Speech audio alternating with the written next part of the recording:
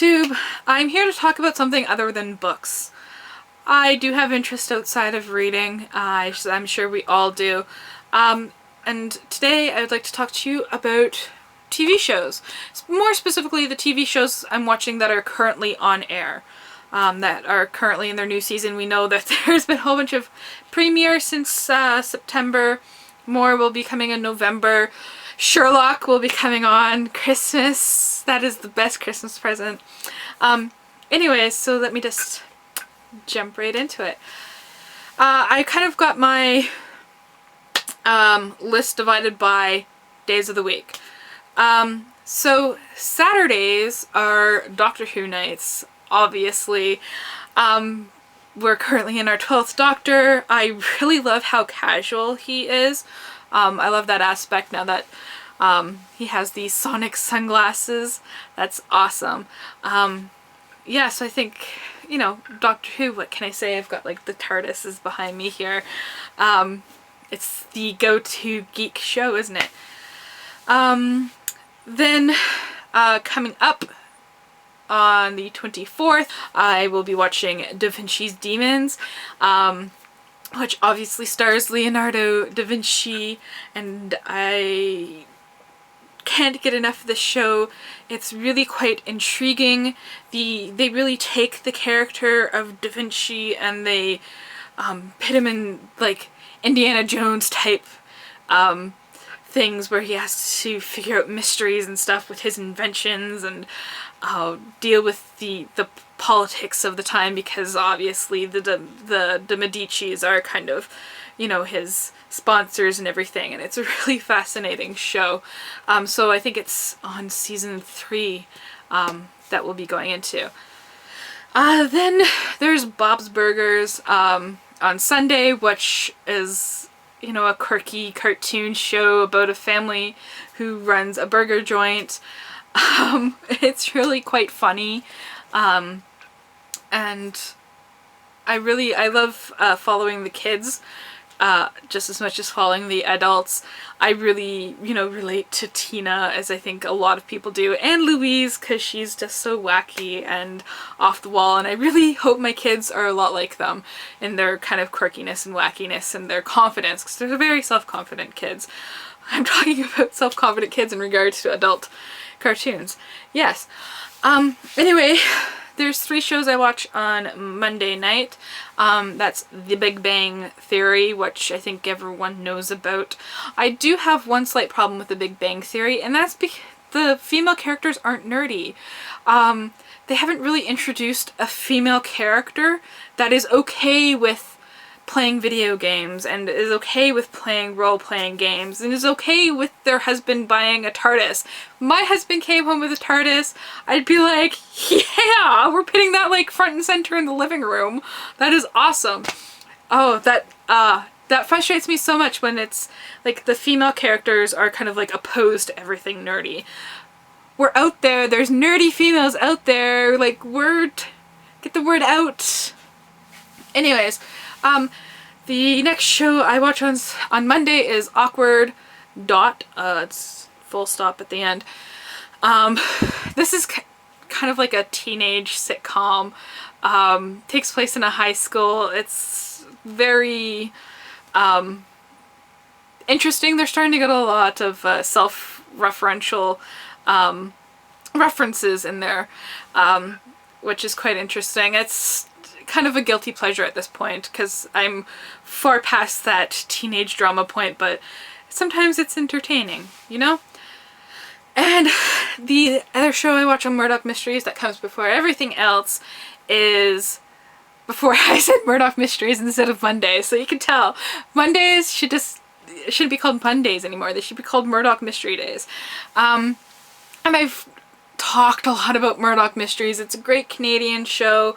It takes place in the early 1900s, and it follows a detective as he's in Toronto solving crimes.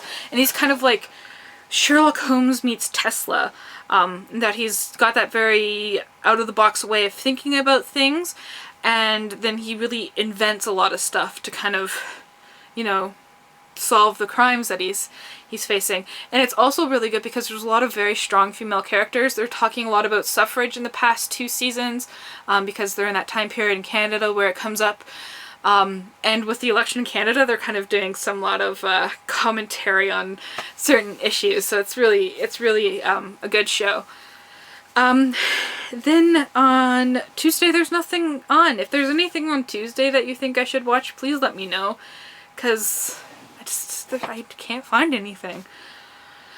Then Wednesdays, Arrow. I watch Arrow. Stephen Amell is amazing. I follow him on Instagram, and he's such a proud Torontonian.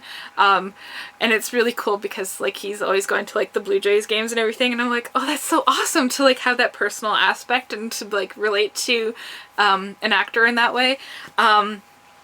Yeah, so Arrow is about the Green Arrow.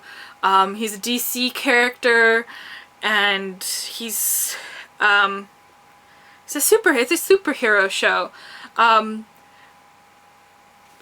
it's a superhero show. Just watch it. And of course, Supernatural. If you don't know what Supernatural is, if you know what Supernatural is and you haven't watched it, go out there. I got through the first 9 series, the first 9 series in like a matter of months. Like maybe like 1 or 2 months. It was just like boom, boom, boom, boom, boom. Just forget everything else. I have to watch Supernatural. I just go watch if you don't know what it is, Where Have You Been? Go watch a trailer or something and immediately fall in love with all the characters, and that's what keeps the show going, I think. So we're on season 11 now. It's awesome. Also on Wednesday nights there's nothing else. Okay, on Thursday, we're lucky here in Canada because we get to watch Rain a day earlier than they do in the States. Sorry. It's because it's filmed in Canada, I guess. Rain is about Mary, Queen of Scots. We're in the 3rd season and she's still in the French court because she's married to King Francis. And it's, you know, it's a very kind of like a teenage drama historical setting. There's a lot of, you know, oh, I love this person. No, I love this person. Oh, do you love this person? Oh, look, the Catholics are revolting. You know, kind of stuff. So you kind of get like, you know, a bit of history in there too, and it's really quite interesting. I already know what happens because I had to look it up when historical things like that happen. And it's really cool because it's filmed not in my hometown, but kind of like in the next town over. It's really cool to like see different things and be like, oh, I recognize that place and I recognize that, and it's really kind of neat to see that. Then on Fridays there's 2 shows I watch, and that's Dr. Ken. It's a new sitcom with Ken Jeong, who I think I'm pronouncing that right, who I absolutely love. You might know him from The Hangover or from Community. He's kind of really like an off-the-wall, shoot from the hip kind of character. He doesn't hold back in his like criticism and anger at other people for their stupidity and stuff like that. If you don't know, Ken Jeong he's a doctor and he's an actor, so this is kind of like him mushing those things together. And I've watched the first 2 episodes so far, and it's entertaining enough. I will probably continue watching it. And then there's QI, which is something I love. QI is kind of like I think they call it a panel show. The UK does a lot of these kind of shows where they get kind of like celebrities, mostly comedians, together, and then they kind of do like a quiz or something. And it's really entertaining. You get to learn a lot, and you get to laugh a lot. So QI is hosted by Stephen Fry. QI stands for Quite Interesting. It's hosted by Stephen Fry, and Alan Davies is always there. He's quite an interesting character as well. And they have different comedians come on, as I said. Jimmy Carr is quite often on there. All the names are slipping from me, but basically if they're like a British and they're a comedian, they've been on the show. Jack Whitehall is one of my favorite characters, one of my favorite actors. He is a character. One of my favorite actors, and he's on it quite a bit. So they're into Series M, it's called. They always do a specific letter for each season, and so like the whole episode will be based around something that begins with the letter M. And they do different Halloween specials. Daniel Radcliffe was on one. They do Halloween specials, and they do Christmas specials, and they do the Red Nose Day specials. And it's always quite interesting. I'm just quickly going to mention 2 other shows. They don't start until November, but I will be watching them when they come on. And that's the Librarians, which is quite a good show.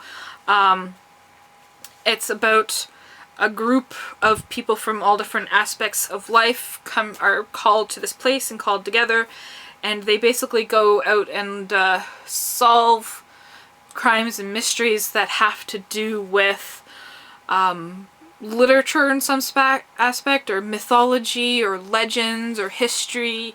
They're only on their 2nd season, but I will definitely be watching that. And the next one is Downton Abbey. What more do I have to say? It's the last season. I know they're going to keep stabbing us in the heart, and then when they think we're almost dead, they're going to give it a huge twist, and everyone's going to be dead. That's my prediction for Downton Abbey. Everyone's just going to die in some horrible accident, and that will be the end. And I have to watch it to find out. So those are all the TV shows I watch. I'm sorry I've been rambling for so long about a lot of them. Let me know what you're currently watching, if you have any recommendations for me, because you can obviously tell I have loads of time to watch more TV. I'm not swamped whatsoever. And thank you for watching.